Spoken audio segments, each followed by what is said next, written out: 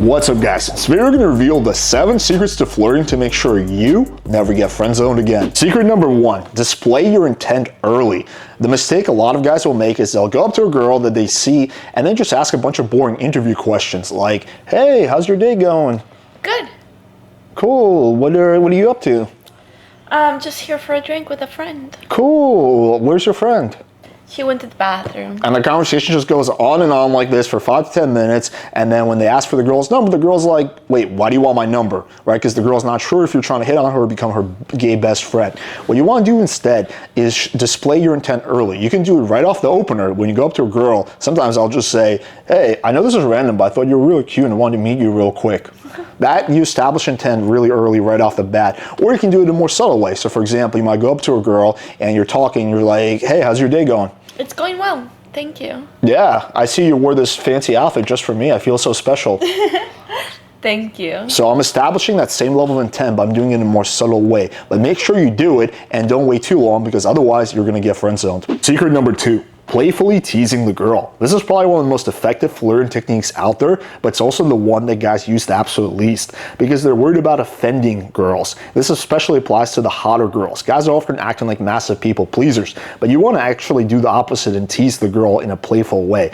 So for example, let's say I see this pretty stranger on the street and we're having a conversation. One way of teasing her, I might say something like, I like your outfit, but it's like really, really conservative. Like I feel like this is just designed for Saudi Arabia. Like I don't know why you're wearing this in Miami. You know, I tend to be a conservative girl. Yeah, I can tell that. Like, you know, I think all you need is one of those like fucking veils on your face and then you just be like completely perfect for the Middle East.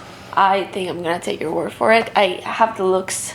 So. Thank you. I appreciate you taking my word for it. So there we go. Basically something like that. You're just playfully giving her shit, right? You're doing it again in a kind of a funny, lighthearted way, and that's going to build massive attraction. Secret number 3, lead and relocate when possible. So what I mean by this is this, like let's say you're just standing there having a nice convo with a girl, you both have an extra few minutes, right? And you're kind of both getting tired of standing. A lot of guys will be very permission seeking, like, hey, would you want to sit over there maybe? Would that be okay? Instead you want to do the opposite. You want to be like, hey, why don't we go chill over here since we both have a few minutes, we can just relax, right? That's much more attractive, right? And also this especially applies when you're on a date with the girl. So again, a lot of guys will be like, hey, so do you want to maybe watch a movie at my place? Gee whiz, right? That's gonna have a much lower success rate than if you're just like, hey, let's get out of here. We can watch a movie back at my place. It's gonna be a lot more intimate, right?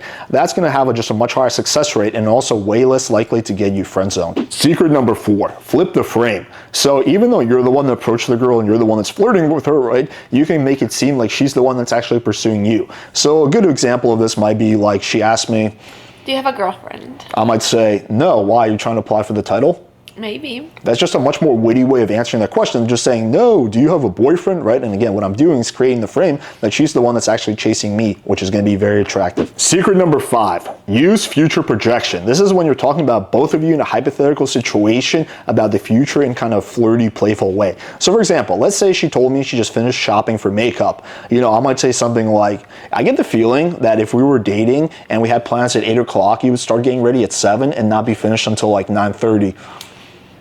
Honestly, you read people really well because that's the type of girl I am. Nailed it. But yeah, so that's again, it's gonna be a lot more fun than just asking boring interview questions. It's also gonna minimize the chances of you being friend zoned because you're putting that idea in her head of you two being together. Secret number 6, playfully misinterpret what she's saying.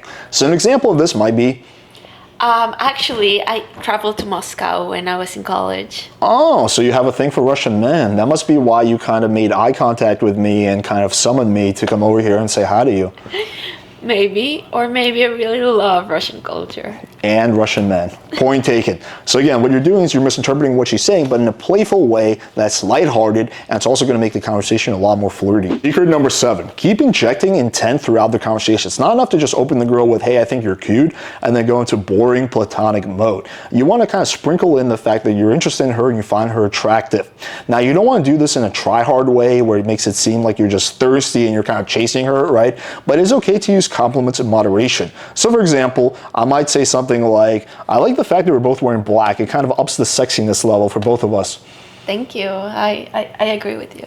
The key with compliments is they must be sincere. The girl can tell if you're just bullshitting. Like if I say like, oh, I love your lipstick, it looks so lovely, she's gonna know I'm full of shit. So make sure they're sincere and they're not overly vulgar. Like, hey, I love your big titties, they're so awesome, I wanna motivate them. Although maybe that's for the second date. Also, you can be a little bit more indirect, for example. So let's say we're talking about travel or something like that. I'd be like, so, have you ever been with a Russian guy? Actually, no, never been. You're missing out.